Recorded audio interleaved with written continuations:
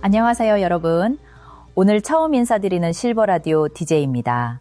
이렇게 마이크 앞에 앉으니 옛 생각이 절로 나네요. 과거 방송 일을 잠시 했었는데 다시 여러분과 소통하게 되어 정말 기쁩니다. 사실 이 팟캐스트를 시작하기까지 고민이 많았어요. 제가 과연 잘할 수 있을까 망설였는데 딸아이의 적극적인 권유와 응원 덕분에 용기 내서 이 자리에 서게 되었답니다. 저는 60대입니다. 한 남자의 아내이자 두 아이의 엄마, 그리고 사랑스러운 손주들의 할머니이기도 한 제가 오늘 이 자리에서 여러분과 함께 삶의 지혜를 배우러 왔습니다. 저는 사람들과 이야기하는 것을 참 좋아하는데요. 오늘은 어쩌면 우리 모두의 가슴속에 깊이 자리 잡은, 하지만 선뜻 꺼내놓기 어려운 요양원 이야기를 해볼까 합니다. 제가 최근 아프시던 어머니를 떠나보내면서 요양원에 대한 생각을 정말 많이 하게 되었어요. 저희 어머니는 요양원 대신 병원에서 마지막을 보내셨지만 그 과정을 지켜보며 제 마음속에는 늘 이런 질문이 따라다녔습니다. 우리 시니어들은 어디서 어떻게 노년을 보내야 할까? 자식들에게 짐이 되기는 죽기보다 싫은데 요양원 말고는 정말 다른 길이 없는 걸까? 아마 많은 분들이 저처럼 막연한 불안감, 아니 어쩌면 가슴 시린 걱정을 안고 계실 거예요. 제가 80학번으로 대학에 입학했던 그 젊고 꿈 많던 시절에는 이런 고민을 할 줄은 꿈에도 몰랐죠. 자식들과 함께 사는 것이 당연한 노후라고 생각했어요. 그런데 말이죠. 결혼해서 아이들을 낳아 키우면서 또 제 삶을 살아가면서 깨달은 게 있어요. 아무리 내 자식이라도 그들에게는 그들만의 삶의 방식과 속도가 있었고 저는 점점 그 안에서 이방인이 되어가는 것을 느꼈다는 겁니다. 결국 자식에게 모든 것을 의지하는 삶은 때로는 서로에게 깊은 상처만 줄 수 있더라고요. 여러분 중에 간병인 고용을 생각해 보신 분 계신가요? 매달 400만 원이 훌쩍 넘는 비용도 비용이지만 마음 맞는 사람 구하기도 어렵고 자주 바뀌는 간병인에게 매번 새로 적응하는 것도 정말 보통 일이 아니더군요. 그러다 보니 결국 요양원이라는 선택지를 마주하게 됩니다. 월 150만 원에서 200만 원 정도면 기본적인 생활은 가능하다곤 하지만 그곳에서의 삶을 상상하는 것만으로도 저는 숨이 막혔습니다. 정해진 시간에 일어나고 정해진 식사를 하며 정해진 프로그램에 참여해야 하는 그곳은 마치 살아있는 감옥처럼 느껴졌어요. 친한 친구 수영 씨가 요양원에 가면 그게 마지막이지라고 절망적으로 말했던 그 목소리가 아직도 귓가에 선합니다. 제 어머니도 요양원에 가지 않고 병원에서 마지막을 보내신 것도 어쩌면 이런 복잡한 마음 때문이 아니셨을까. 지금도 생각하면 마음이 아려옵니다. 제가 최근에 요양보호사분의 생생한 인터뷰를 접하고는 정말 큰 충격을 받았습니다. 우리 사회는 빠른 속도로 늙는 중이라고 하는데 과연 요양원이 어르신을 요양하는 안락한 곳일까요? 어쩌면 우리가 애써 외면했던 쓸쓸한 현실의 단면을 보게 된 것 같았습니다. 인터뷰에 따르면 요양원의 하루는 1분의 흐트러짐도 없는 기계적인 시스템으로 돌아간다고 해요. 아침 6시 기상, 7시 20분 식사, 9시 기저귀 교체, 마치 공장의 컨베이어 벨트처럼 말이죠. 전쟁이 나도 이 규칙은 엄수해야 한다는 말은 그곳의 현실을 단적으로 보여주는 듯 했습니다. 4명의 요양보호사가 17명의 어르신을 돌보는 현실에서 환자들은 저희 도움이 없으면 꼼짝없이 침대에서 지냅니다. 라는 말이 얼마나 가슴 아픈가요? 식사 시간은 더욱 충격적이었습니다. 시간이 없으니 목구멍으로 음식물을 넘기는 시간을 기다리지 못한다며 새로운 숟갈로 기존의 숟갈을 넘겨 어르신은 물에 빠진 것처럼 헉헉댄다는 대목에서는 눈물이 핑 돌 지경이었습니다. 위생과 존엄성 문제도 마찬가지였습니다. 대소변을 보더라도 곧바로 교체되지 못하고 4시간 동안 방치되는 경우도 있어 대부분이 꼬리뼈에 욕창을 달고 산다는 이야기는 정말 믿고 싶지 않았습니다.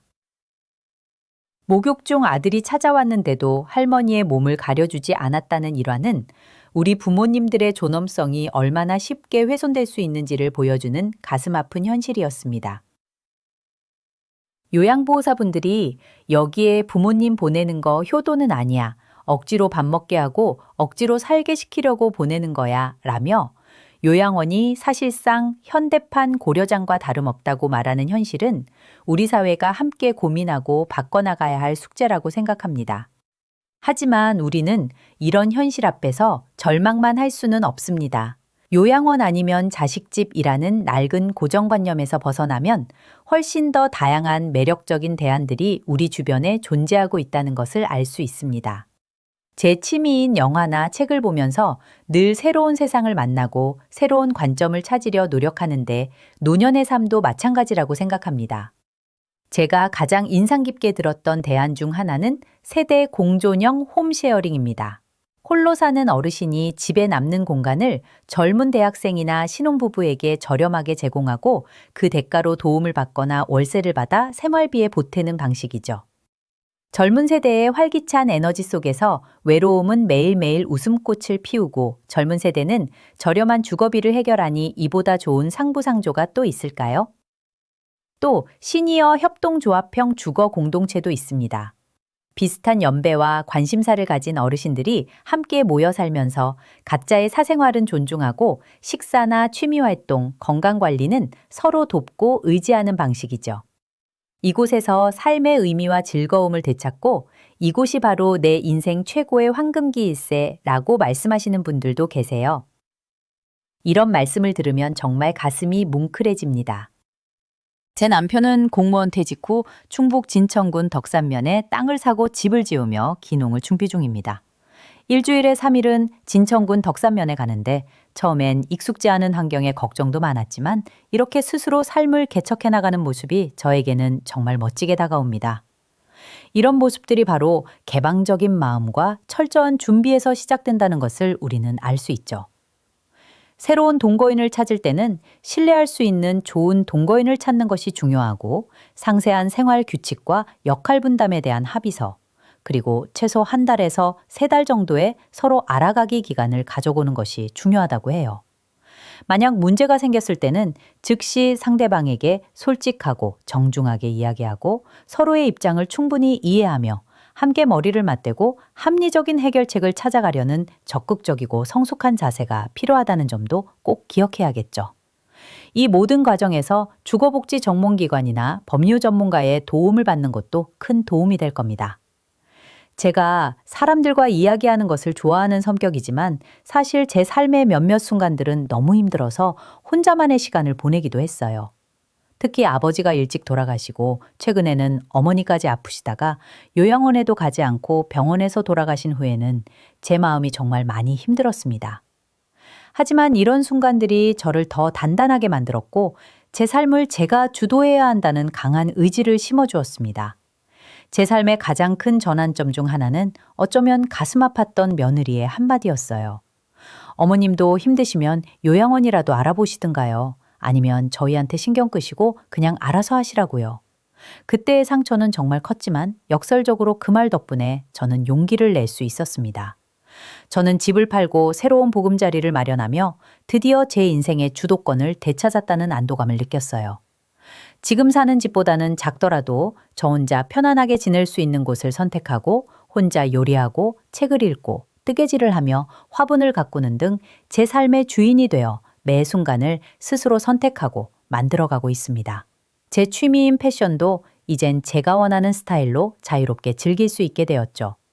딸의 권유로 시작한 이 팟캐스트 방송도 저에겐 새로운 삶의 활력소가 됩니다. 동네 노인정과 주민센터 프로그램에 참여하면서 새로운 사람들과 어울리고 새로운 것을 배우면서 제 삶은 이전과는 비교할 수 없을 만큼 풍요로워졌어요. 순자 씨와의 우정, 스마트폰 교육, 그림 그리기, 말벗 할아버지와의 교류는 제 삶의 기분 좋은 활력소가 됩니다.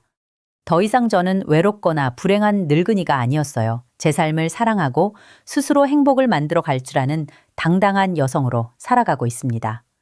비록 아들과 며느리가 계속 연락하고 찾아왔지만 저는 더 이상 그들의 감정 쓰레기통에 되어줄 생각은 추호도 없었습니다. 내게는 너희 같은 자식도 너희에게서 생겨날 그 어떤 손주도 필요 없다는 단호한 선언으로 제 삶은 비로소 온전한 평화를 되찾았죠. 제주도 여행, 소박한 집들이, 친구들과의 교류는 제가 그 어떤 젊은 날보다도 자유롭고 행복한 시간을 보내고 있음을 보여줍니다. 제 인생의 황혼은 결코 어둡거나 외롭지 않습니다.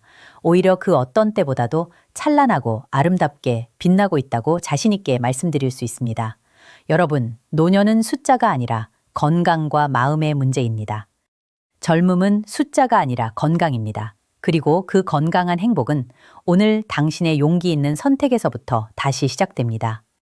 요양원의 현실을 제대로 직시하고 자녀에게 의지하기보다는 스스로 새로운 대안을 찾아 용기 있게 첫걸음을 내딛는 것, 그리고 끊임없이 소통하고 배려하며 새로운 관계를 맺어가는 것이 바로 인생 최고의 황금기를 만드는 길이라고 생각합니다. 다음 시간에도 여러분의 삶에 작은 위로와 희망을 드릴 수 있는 이야기로 찾아오겠습니다. 처음이라 어색하기도 하고 부족한 점이 많지만 앞으로 꾸준히 여러분과 만나고 싶으니 요청 사항이나 질문 혹은 다뤘으면 하는 주제 제안도 댓글로 많이 남겨주세요. 빠짐없이 읽고 답변 드리겠습니다. 지금까지 실버라디오 DJ 정미희였습니다. 다음 주에 다시 만나요. 감사합니다.